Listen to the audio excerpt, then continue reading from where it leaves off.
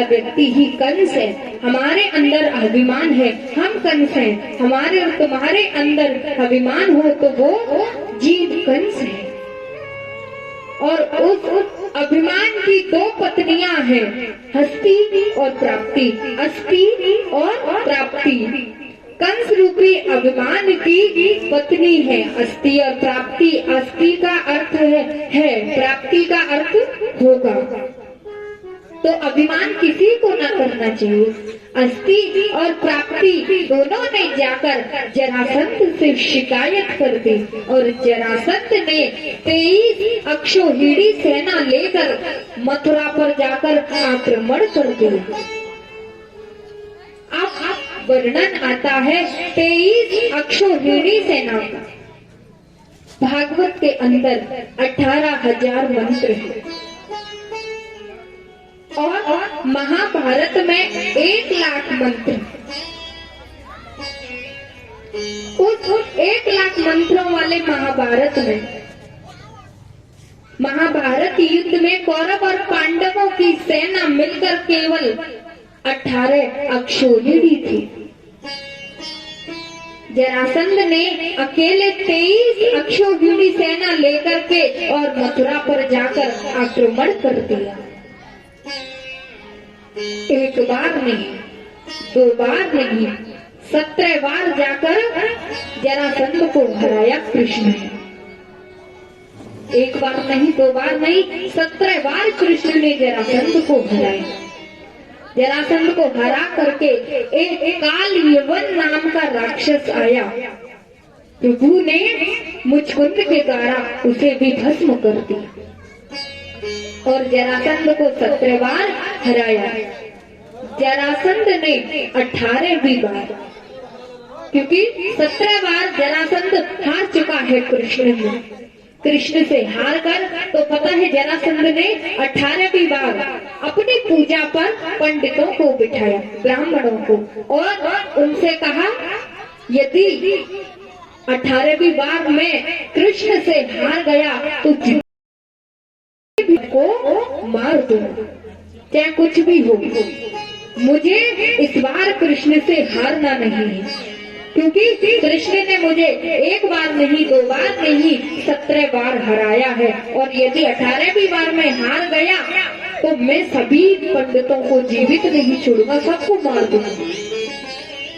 अब पंडितों को भय सताने लगा। ब्राह्मण सोचने लगे यदि ये कृष्ण से हार गया तो हम सब मारे जाएंगे। तो पता है कृष्ण उन पंडितों के लिए जब भी युद्ध करने आते थे तो कृष्ण ने सोचा यदि इस बार भी ये जरासंध हार गया तो सभी पंडित मारे जाएंगे और मैं नहीं चाहता कि ब्राह्मण मारे जाएं। तो बलराम से कहने लगे, अरे भैया बलराम, क्यों ना हम रणभूमि को छोड़कर ही भाग जाएं। तो बलराम कहने लगा, अरे नहीं, हम रणभूमि को छोड़कर नहीं भाग सकते। अगर हम रणभूमि को छोड़कर भागेंगे तो लोग हमें रणछोड़ कहेंगे। वैसे भी तुम्हें माखन चोर कहते हैं, रणछोड़ भी कहने लगे। हम इस रणभूमि को छोड़कर नहीं भागेंगे। कन्हैया कहने लगे, नहीं नहीं, हमें ये भूमि छोड़कर जानी ही होगी। अब बलराम को क्या पता कि ये पंडितों की जान बचाने के लिए ये सब कर रहे हैं। बलराम कहने लगे, अगर हम रण को छोड़कर गए ना तो हमारी कितनी बदनामी हो जाएगी पता है। हम इस भूमि को छोड़कर नहीं जा सकते।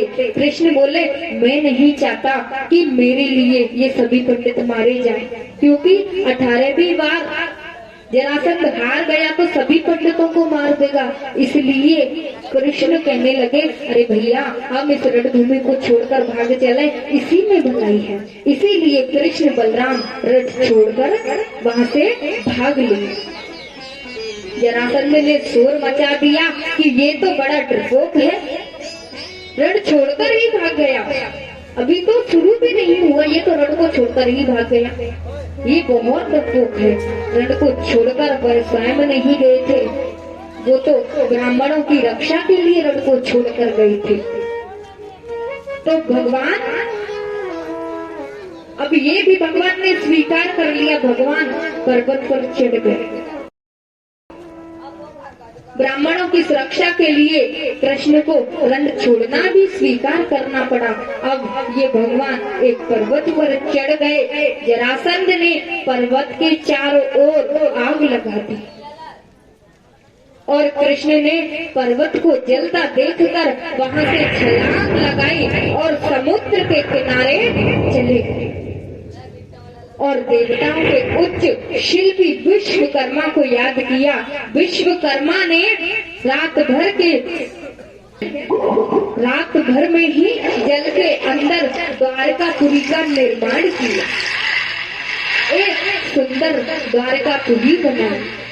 भगवान ने बीच समुद्र में सोने की द्वारका का निर्माण किया और सभी यदुवंशियों की सुरक्षा की और सबको कृष्ण ने द्वारका में बुला लिया और वहीं पर भगवान श्री कृष्ण सभी यदुवंशियों के साथ में रहे। भगवान श्री कृष्ण के बड़े भाई बलराम जी का विवाह रेवती जी के साथ हुआ। आनर्त देश के राजा श्रीमान रेवत जी ने अपनी कन्या रेवती का विवाह बलराम जी के साथ किया। राज असित भीष्म को नाम विदर्भांगुति महल। अब एक भीष्मक राजा हुए, कुंदनपुर के राजा है। ये कुंदनपुर के राजा हैं भीष्मक। उनके 5 पुत्र थे जिनमें सबसे बड़े पुत्र का नाम है रुक्मी।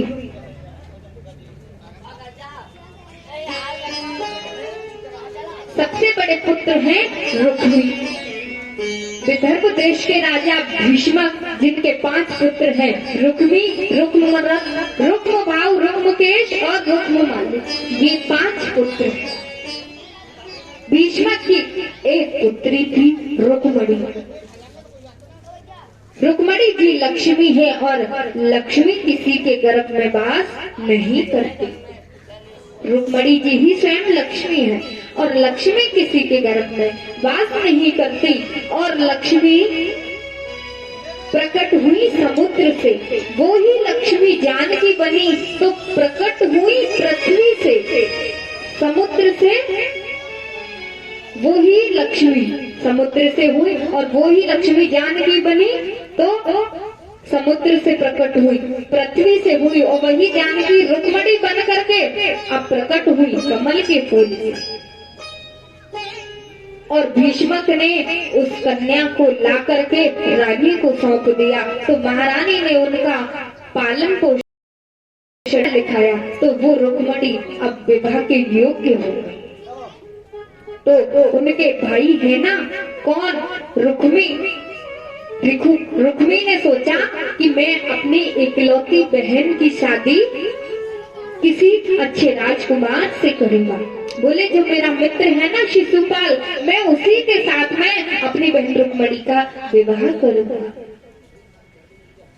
लेकिन रुक्मणी नहीं चाहती थी कि मेरा विवाह शिशुपाल के साथ हो। ये केवल कृष्ण से विवाह करना चाहती थी। इन्होंने कृष्ण का मनन किया और वहां अपनी सहेलियों से विचार करने लगी मेरा विवाह होगा तो कृष्ण के साथ होगा, कहता किसी के साथ नहीं होगा। उधर में रुक्मी कहते थे मेरी इकलौती बहन की शादी होगी तो केवल शिशुपाल के साथ होगी, अन्यथा किसी के साथ नहीं होगी। क्योंकि विवाह करने का निर्णय तो माता पिता का होता है, लेकिन कहते हैं ना जब बच्चे ज्यादा बड़े हो जाते हैं तो माता पिता की ज्यादा नहीं चल पाते। ऐसा ही हाल रुक्मी ने किया। अब रुक्मी जिद करने लगे तो शिशुपाल के साथ सगाई कर दो, लेकिन रुक्मणी कहती थी मैं विवाह करूंगी तो केवल कृष्ण के साथ, अन्यथा किसी के साथ नहीं करूंगी। इधर में रुक्मी कहने लगे केवल शिशुपाल के साथ, अन्यथा किसी के साथ नहीं होगा। तो रुक्मणी जी ने एक पत्र लिखा और उस पत्र में लिखा, वह पत्र उसके कुल गुरु ब्राह्मण थे ना उनको जाकर दिया और उस पत्र में लिखा था कि हे कृष्ण और पत्र में लिख रही है, क्या बता रही है? बोली वृंदावन हरि लाल की और मेरे मोहन तुम जल्दी से आओ, अपने दुख मेरे लाज बचाओ, अपने दुख मेरी लाज बचाओ, मेरे मोहन से आओ, मेरे खाना जल्दी से आओ, मेरे दुख मेरी लाज बचाओ, मेरे दुख मेरी लाज बचाओ।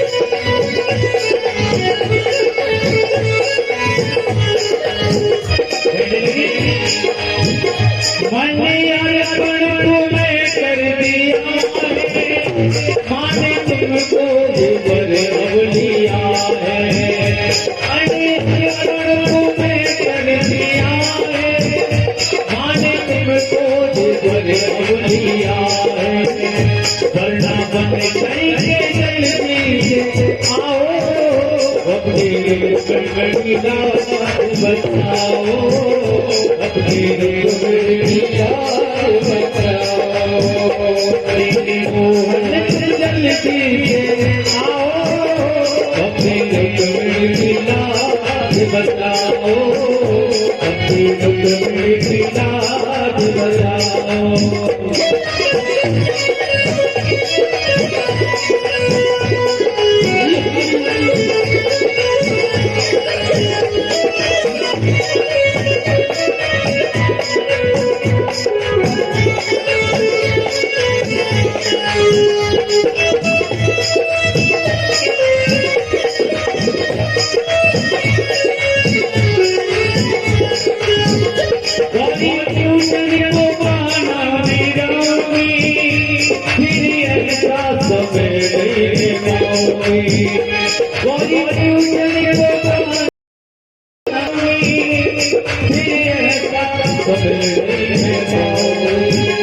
अपनी रंगमणी को रंग में ले जाओ, अपनी रंगमणी की लाज बचाओ, अपनी रंगमणी की लाज बचाओ, मेरी नाथ जल्दी आओ, अपनी रंगमणी की लाज बचाओ, अपनी रंगमणी की लाज बचाओ, मेरे जल्दी से आओ, मेरी रंगमणी लाज बचाओ, मेरी गाना तुम जल्दी से आओ, अपनी रंगमणी लाज बचाओ, अपनी रंगमणी लाज बचाओ, अपनी रंगमणी लाज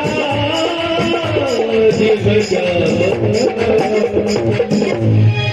बोले वृंदावन हरि लाल की जय, जय जय श्री राधे। रुक्मणी जी ने अपने कुल गुरु को बुलाया और उन्हें पत्र में लिखा कि हे गोपाल, मैंने केवल आपके गुणों को सुना है। श्रुतवा नवदा भक्ति में पहली भक्ति है श्रुतवा, इसलिए रुक्मणी जी ने लिखा गोपाल, मैंने केवल आपके लीलाओं को, आपके गुणों को सुना है। मेरे पिता भीष्मक,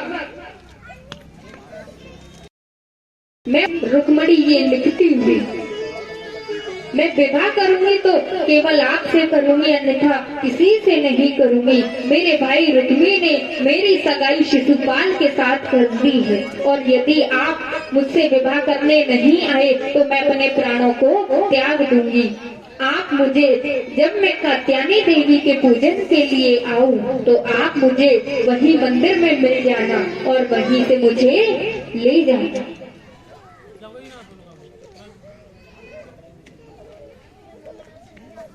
तो वहां जा करके कुल गुरु के पास पत्र भेजा और कुल गुरु से कहा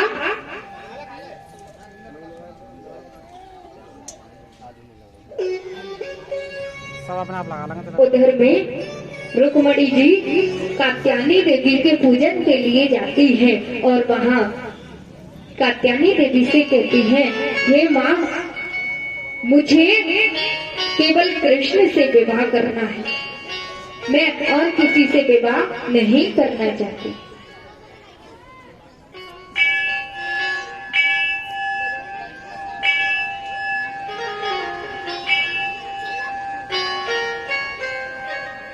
तो इधर में कात्यायनी देवी के पूजन के लिए आती है और वो पत्र लेकर कुलगुरु जी कृष्ण के पास पहुंच जाते हैं। इधर में रुक्मणी जी के स्वयंवर होने की तैयारियां होने लगी। रुक्मणी जी के स्वयंवर में शिशुपाल, जरासंध, दंतवक्र, शांत व पौंड्रक जैसे राजा भी आए। कृष्ण भी कुंडलपुर के राजा हैं, वहाँ वो भी आए। भीष्मक तो चाहते थे कि मेरी पुत्री का विवाह श्री कृष्ण के साथ हो, लेकिन रुक्मी नहीं चाहते थे कि मेरी बहन का विवाह कृष्ण के साथ हो। और रुक्मणी जी कहती थी, यदि विवाह होगा तो कृष्ण के साथ होगा। वहाँ जाकर के उन्होंने पत्र दिया और पत्र जाकर के जैसे ही कृष्ण को मिला तो कृष्ण कहने लगे, पंडित जी आप ही पढ़कर सुनाइए ना, इसमें क्या लिखा है। तो पत्र में लिखा था, यदि रुक्मणी जी विवाह करेंगी तो आपसे ही करेंगे, अन्यथा किसी से नहीं करेंगे। ये कात्यायनी देवी के पूजन के लिए मंदिर में आएंगी, आप उन्हें वहाँ मिल जाना और ये आपको वहीं मिलेगी। आज रुक्मणी जी का स्वयंवर है और यदि आप उनसे विवाह करने नहीं पहुँचे तो वो अपने प्राणों को त्याग देंगे। तो इधर में रुक्मणी जी कात्यायनी देवी के मंदिर में पहुंच जाती हैं और कहने लगी, हे कात्यायनी, मुझे केवल एक ही वरदान दो कि कृष्ण ही मुझे पति रूप में मिले। रुक्मणी जी उधर में अपनी सखियों के साथ में पहुंच जाती हैं और अपनी सखियों से कहने लगी, अब जो कुछ भी होगा मेरा यहीं पर होगा, मेरा विवाह होगा तो यही होगा, क्योंकि मैं शिशुपाल से शादी नहीं कर सकती। मैंने तो केवल अपने कृष्ण की लीलाओं को सुना है, मुझे कृष्ण की लीला बहुत अच्छी लगती है। मैं विवाह करूंगी तो केवल कृष्ण से ही करूंगी। तो कृष्ण से विवाह करने की बात अपनी सखियों से कहने लगी और कहने लगी, अरे सखियों, मेहंदी की रस्म में वो भी यही होगी, अब मैं घर वापस लौट कर नहीं जाऊंगी, चाहे कुछ भी हो जाए।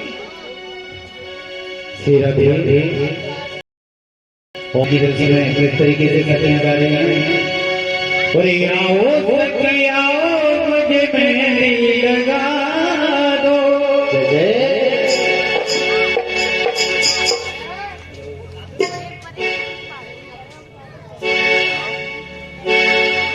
आओ मुझे मेहंदी लगा दो और लगा दो, मुझे ऐसी सजा दो और मुझे श्याम सुंदर की दुल्हन बना दो, मुझे श्याम सुंदर की दुल्हन बना दो, मुझे श्याम सुंदर की दुल्हन बना दो।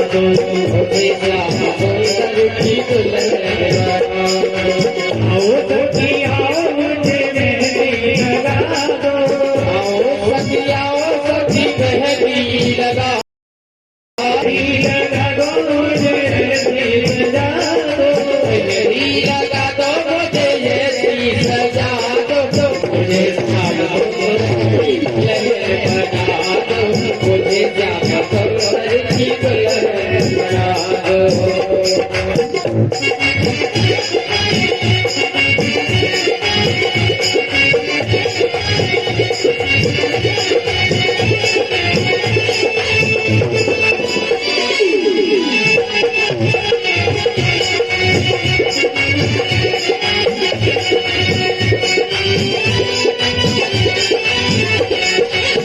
सत्संग में मेरी बात चलाई, सत्संग में मेरी बात चलाई, सत्संग में मेरी बात चलाई, सत्संग में मेरी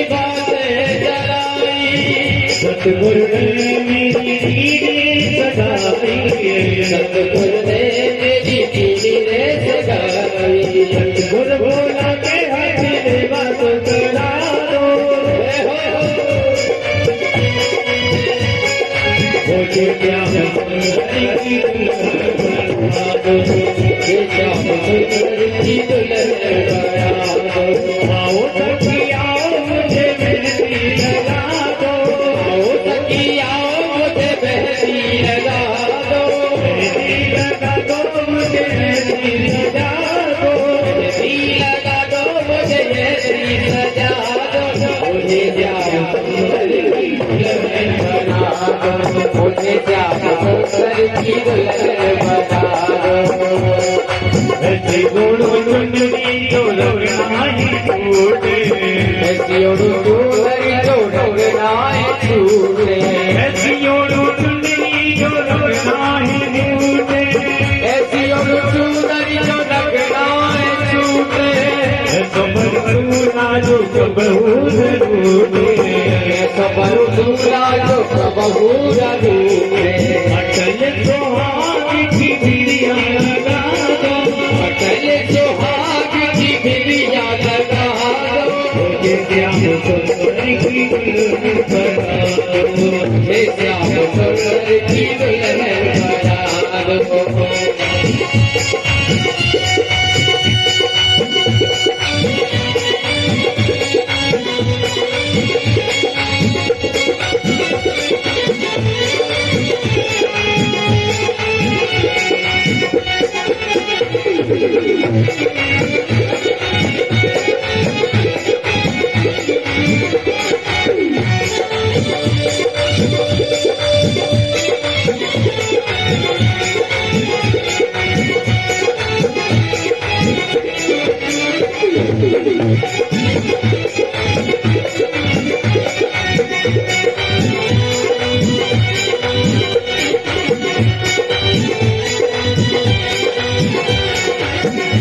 श्याम